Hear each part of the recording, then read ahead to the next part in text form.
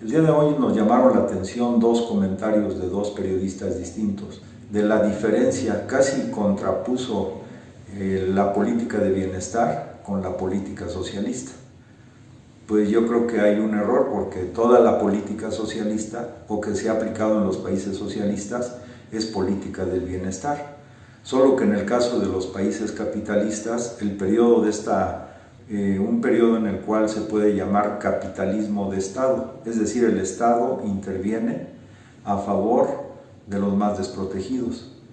Pero generalmente los estados imperialistas, los países imperialistas han aplicado la política del monopolismo de Estado, es decir, utilizan el Estado para beneficio prioritario y fundamentalmente de las grandes empresas transnacionales. Entonces, cuando se habla de socialismo y se habla de bienestar, es que el socialismo incluye el bienestar. Todas las políticas de los gobiernos socialistas son políticas de bienestar, pero en los países occidentales, los países imperialistas, básicamente se hace esto para dar algunas concesiones al movimiento progresista, al movimiento obrero, al movimiento de las mujeres, y bajar la presión. En el socialismo se hace por convicción, porque en el socialismo quien tiene el poder pues es una clase social o una alianza de clases sociales que representa los intereses de la mayoría de la población. Esa es una cuestión que queremos precisar.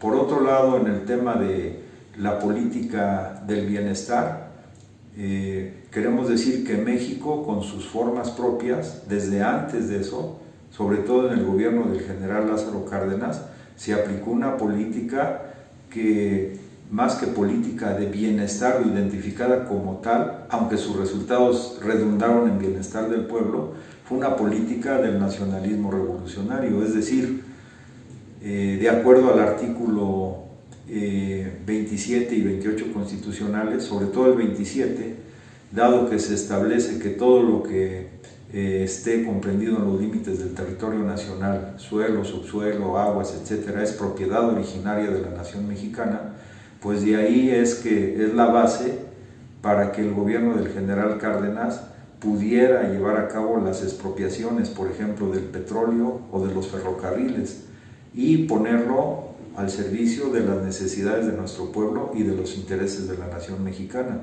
Pero eso redundó en un beneficio muy grande para distintos sectores de la población, porque paralelamente con eso se aplicó una reforma agraria muy intensa, se repartieron más de 6 millones de hectáreas entre los campesinos, formando ejidos, centrales de maquinaria de ejidos, etc.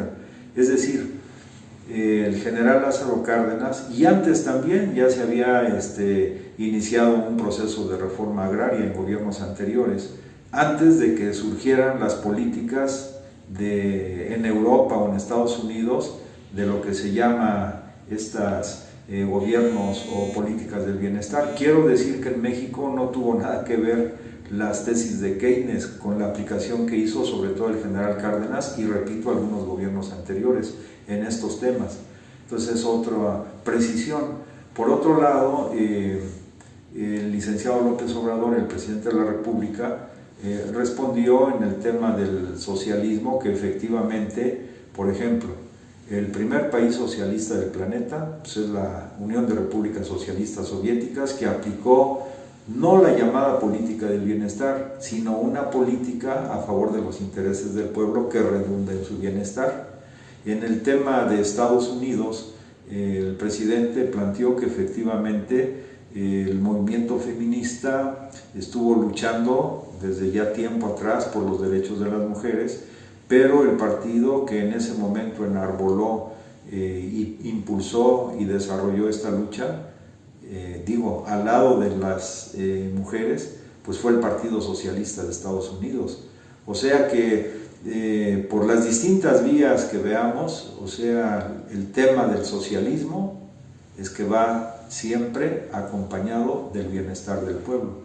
En los países europeos, por ejemplo, sobre todo en los países nórdicos y bálticos, pues ahí sí hay una política de bienestar aplicada por gobiernos que mantienen el sistema capitalista, pero recordemos que, por ejemplo, tanto los Países Bajos como Dinamarca o Suecia, pues fueron países que en el pasado pues también explotaron a otros pueblos, se hicieron allegar de recursos importantes, parte de lo que se llama la acumulación originaria del capital, y ahora que aplican estas políticas de bienestar, el tema es que sus poblaciones son pequeñas, de estos países que mencionamos, por ejemplo Dinamarca, los Países Bajos e incluso algunos de los países nórdicos, sobre todo Noruega y Suecia. Entonces son características muy especiales, y claro, qué bueno que en esos países, a pesar del periodo neoliberal, siguieron aplicando estas políticas. Por ejemplo, en el caso de Dinamarca, se anunció hace unos días que el transporte en Dinamarca será gratuito, pues eso está muy bien. En Suecia, en Noruega, pues el Estado proporciona a cada uno de los habitantes un tipo de pensión mensual, es como un bono para el bienestar de la gente, eso está excelente, está muy bien. Pero estas políticas, repito, y lo esencial pienso, no se contrapone el bienestar de los pueblos con las políticas socialistas. Más bien, las políticas socialistas en todos los países donde se han aplicado, pues implica o lleva implícito el bienestar del pueblo. Eso queríamos agregar. También nos llamó la atención que otro de los periodistas de un medio extranjero hiciera énfasis que uno de los nietos de Adolfo Bassols, varios años después, se proclamara marxista. Pues miren, realmente el primer gran movimiento social triunfante del siglo XX fue la Revolución Mexicana. Y en ese periodo de la Revolución Mexicana, en la Constitución del 2017, quedaron preceptos muy avanzados para todo el planeta. Por primera vez en la historia de la humanidad, podríamos decir, la Constitución Política de los Estados Unidos Mexicanos incorpora los derechos sociales. Ese es un avance extraordinario. Y lógicamente que eso quedó plasmado en la Constitución por lucha de los antiguos grupos anarquistas que encabezaba, por ejemplo, Ricardo Flores Magón, los círculos liberales, o por los grupos zapatistas con el pensamiento avanzado y progresista, revolucionario, etc. No nos extraña entonces que el nieto, por ejemplo, de Adolfo Bassols, que fue asesinado junto con Gustavo Madero, pues tuviera ideas de origen marxista.